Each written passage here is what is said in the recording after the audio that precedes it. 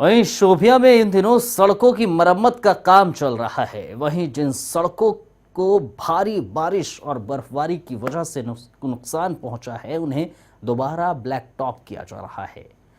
Shopian town को के तकरीबन 100 गांवों से जोड़ने वाला दक्षिण कश्मीर का पुल, जो साल 2014 में बाढ़ से तबाह हो गया था, उसका पुनर्निर्माण किया जा रहा है। वहीं काम कर रहे कर्मचारियों का कहना है कि इस काम को नवंबर तक पूरा करने की कोशिश की जा रही है। ये जो पुल का काम चल रहा है बहुत ज़ोरों शोर से चल रहा है और हमें नवंबर तक का डेट है और इंशाल्लाह हम सोचते हैं नवंबर से पहले ख़त्म हो जाए।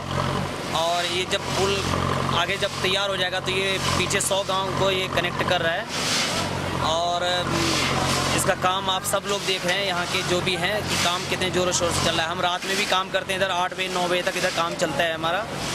कोई ये नहीं है, हम चाहते हैं कि नवंबर से पहले ये काम फाइनल हो जाए।